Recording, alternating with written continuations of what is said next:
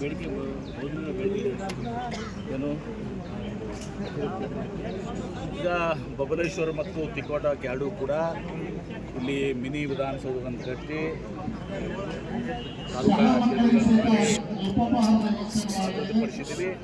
ಆ ಜೊತೆಗೆ sub register ಕೆಲಸಕ್ಕೆಲ್ಲರೂ ಕೂಡ ತಿಕೋಟ ಮತ್ತು ಬಬಲೇಶ್ವರ ಬಿಜಾಪುರ ಮತ್ತು 3 ತಾಲೂಕು ಎಲ್ಲ ತಾಲೂಕಾ ಇದರಲ್ಲಿ ಸಬ್ ರಿಜಿಸ್ಟರ್ ಕಚೇರಿಗಳನ್ನ ತೆಗಿಬೇಕು.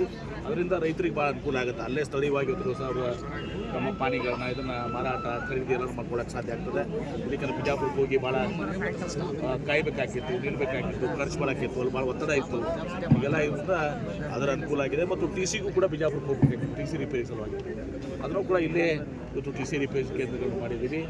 ಇದರಿಂದ ಏನಾಗುತ್ತೆ ಅಂದರೆ ರೈತರಿಗೆ ಈಗಾಗಲೇ ನೀರಾವರಿ ಮಾಡಿದ್ದೀವಿ. ನೀರಾವರಿ ಜೊತೆಗೆ ವಿದ್ಯುತ್ ಸಪ್ಲೈ ಕೂಡ ಇರಬೇಕು. ಯಾಕಂದ್ರೆ ನೀರಿದ್ದಾಗ ಕರೆಂಟ್ ಇರೋಂಗಿಲ್ಲ, ಕರೆಂಟ್ ಇದ್ದಾಗ ನೀರು ಇರೋಂಗಿಲ್ಲ ಅಂತೇಳಿ ಗಾದೆ ಮಾತಿತ್ತು ನಮ್ಮಲ್ಲಿ. ಹೀಗಾಗಿ ಅದು ಎರಡೂ ಕೂಡ ಈ ಜಿಲ್ಲೆಯಲ್ಲಿ ಸಮಗ್ರವಾಗಿ ನಮ್ಮ ಮತಕ್ಷೇತ್ರದಲ್ಲಿ ನೀರು ಮತ್ತು ಈ ವಿದ್ಯುತ್ ಶಕ್ತಿಗೆ ವಿಶೇಷ ಒತ್ತನ್ನು ಕೊಟ್ಟು ರೈತರಿಗೆ ಅನುಕೂಲ ಆಗುವ ರೀತಿಯ ಒಂದು ಪ್ರಯತ್ನವನ್ನು ನಮ್ಮ ಸರ್ಕಾರ ದಿವಸ ಹಿಂದೆ 2013ರಿಂದ 18 ಸಿದ್ದರಾಮಯ್ಯ ನೇತೃತ್ವದಲ್ಲಿ ಆಗಿತ್ತು.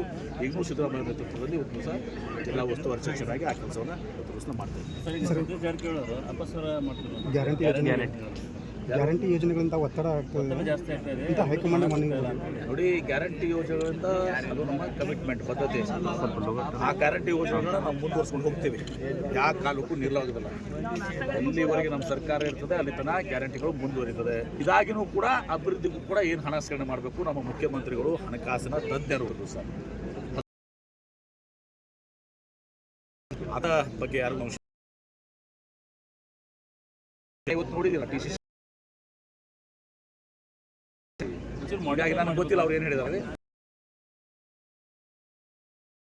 BPL ಸುಮಾರು 82% ಅಂತ ನಮ್ಮ ರಾಜ್ಯದಲ್ಲಿ ಯಾರಿದ್ದಾರೆ. ಈಗ ನಾನಂತವ್ರು MB ಪಾಟೀಲ್ BPL ಅದಕ್ಕೆ ಸರ್ಕಾರ ನನಗೆ ಗೊತ್ತಿಲ್ಲ ಸರ್. 21ನೇ